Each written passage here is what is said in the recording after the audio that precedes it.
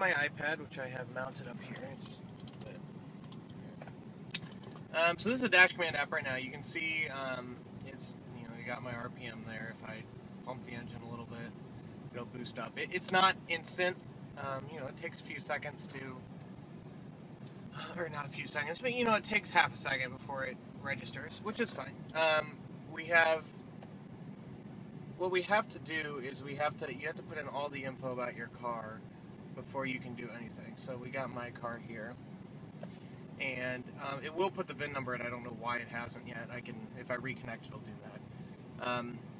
To get fuel efficiency, we have to put how big our fuel tank is, engine displacement, what the volumetric efficiency is, which I just put the lowest recommended. You can calculate that, but right now we're just leaving it at 60. It already has a mass airflow, so we don't need to put the PID. It does not have lambda for this car. I don't know what the PID is. I don't know if it exists. Tire size, your final drive ratios, which are your drive ratio times I don't know. Let's see. Hold on. It's the it's the gear ratio multiplied by the drive ratio. Yep, that's what I was saying. Wheel circumference, curb weight, any additional weight. That's me, 220 pounds. Yeah, I'm a heavy guy. Drag coefficient, frontal area, which thanks to Bell and La, however you say it, you can get by taking a picture from 50 yards away and then taking a 12 by 12 piece of cardboard or something and comparing. Max engine speed, which is fuel cutoff at 6,500 minimum, which it can go below 700, but that's usually idle. Ship point, that's only for manuals. It's fuel type gasoline. They give you E85 diesel, E100. And then tire rolling resistance coefficient. I don't know what mine is for these tires, so I just use what they said the default should be. Don't need a speed correction, that doesn't matter. So we have my car chosen, so we're going to go back. It also does diagnostics. It says that I don't have my evaporative system readiness monitor completed. I have no codes. Yay. Okay. Oh wait, hold on. And now the evaporative monitor is completed. Good. Okay.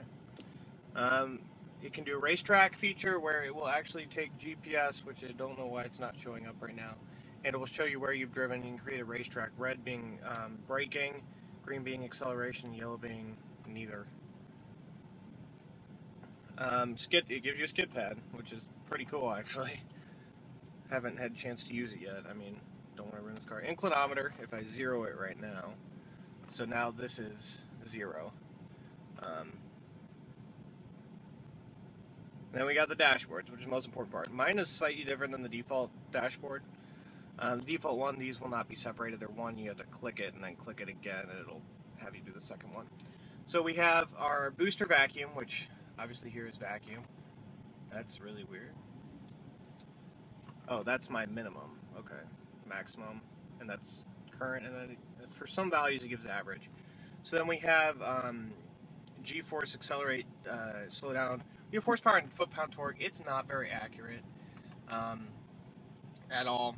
I don't even have all the data in, so I can't say much for it yet. We have fuel efficiency here. 0 through 5 minutes, 0 through 30, 0 through 3 hours. This is again calculated. And to get it perfectly correct, the only way to do that is by adding every time you fill up and then having this connected every time the car is running. And that's the only way to get it 100% accurate. Otherwise, it is pretty accurate if you get all the data in, but it's not perfect. We got our fuel flow in gallons per hour. 0.5 is a little high. It's usually 0.4 for this.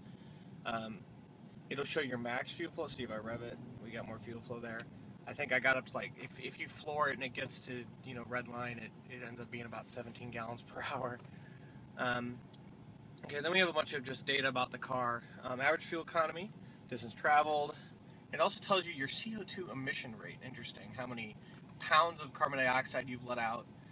How much fuel you've used. And then it shows you all your averages here. And it will show you, like, for instance, max engine speed 6135. The only way I could seem to get 6500 is if you drop it down to 1, but it's really easy to hit the rev limiter then, because it takes so long to shift up when you drop it back into D. It says my max power is 163. Obviously, this car is 200 horsepower, 174 foot-pound torque. A little bit closer. I mean, that's not that bad. That's close, but it's still pretty far off. Okay. Oh, the other thing about this, is you have 2 trips for it. You have your today, you have your previous day, and you have your since last fill up. We got our timing, we have our engine coolant temp, and then our mass airflow, and then it calculates the mass air pressure, I guess. And then you have the intake temp. Hot air intake, this would be 100 something, but I put the stock intake air box back on and it's dropped down to the outside temp, which is 57. I don't know why that's lower. One of these is wrong. We have our calculated engine load, our fuel pressure, which if I rev it, I think it's supposed to go up, but it goes down. I don't know. Fuel trims, bank 1, and then we have bank 2 here, and then if you have a bank 3 or 4. As long-term and short-term fuel trims. I like the graph. It honestly, it's a really good way to kind of figure it out. When I had my PCV elbow crack, these were off the charts at plus 25, because that's where it cuts off. This doesn't really do anything for automatic transmission. It will for manual. It's kind of just helpful time when to shift. You know, you can set it to maximize fuel economy or performance, or well, performance is obvious, but then you have your fill up and how many gallons you're adding and how much the price is. So this is the Dash Command app, and let's go take a drive with it. I live by an airport, airplane coming in. I live on a college campus actually. So we're gonna go over towards the highway here, which in St. Louis I'm gonna head towards 170. Actually have to go to Sam's and pick up a prescription. So we see Dash Command here. I turn the brightness all the way up, hopefully you can see it well. It's gonna be shaky, I understand. So the speed is fairly accurate. The speedometer actually is higher than it is. So this says 25. My speedo says about 26, 27. So it really is pretty accurate. And see, now it's giving me horsepower and torque. And some people think it's so bogus because it doesn't read your actual horsepower and torque when you're like idling. And it's like, what the heck? You only get max horsepower and torque at certain RPMs. So we're turning left here.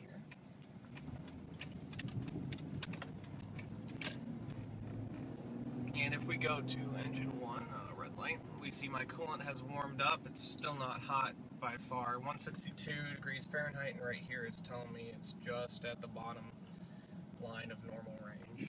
So I'm assuming the oxygen sensors are heated by now. So these are the fuel trims. It's in 4th gear right now. I'm going 70 miles an hour, just under 2,500 RPM. Pretty flat here. So it looks like long term is just around 0, maybe up slightly, but it's all to be expected. Engine load obviously changes based on how much gas I'm giving it. You're back to timing, coolant temp. Timing's all over the place. Intake temp's still nice and cool, it gives a lot of power. Since it's 58 degrees out, you know, coolant temp staying down pretty well, even with the high RPMs I was giving it. Yeah, the coolant temp sensor on the dashboard is now giving me the normal reading. An idiot behind me in a Nextera. Man, I hate this highway.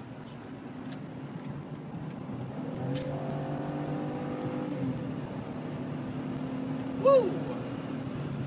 Feel like you have a little more power in 3rd gear when you hit that torque band. Torque band is pretty nice on this Duratec engine. I really like it.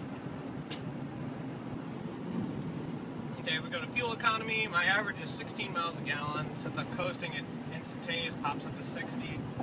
I don't know how accurate this is. You can see the fuel flow there in gallons per hour. So floored, yeah, 6.7 miles a gallon, going 80 with the pedal to the floor, dropping it into 3rd gear. So that's Dash Command for you in a nutshell. It's a pretty cool tool. It's expensive, $50 for the app. The actual little Bluetooth thing cost me another $60. It's supposed to be $120. I got it half off. It was a pretty good deal. So that's Dash Command. Apparently, in the near future, the company GoPoint, who made the Bluetooth thing, is a completely separate company from Palmer Performance, who makes Dash Command. The GoPoint, they said early next year they're going to have support for ABS code reading from the GoPoint. So I am kind of excited for that because I want to read my ABS codes and I do not want to spend any more money for it. So GoPoint actually makes some free apps that you can use with it. You can get oxygen sensor voltages. You can get a lot of stuff with it. The app sucks, but you can get all the data with it, and it, you know, you can get MIL light codes easily. I don't know if you can get transmission codes. I don't know if you can get ABS codes. My guess is in the future you will be able to. But until then, I am now getting off the highway because the highway ends. So that's my video on Dash Command. Thanks for watching.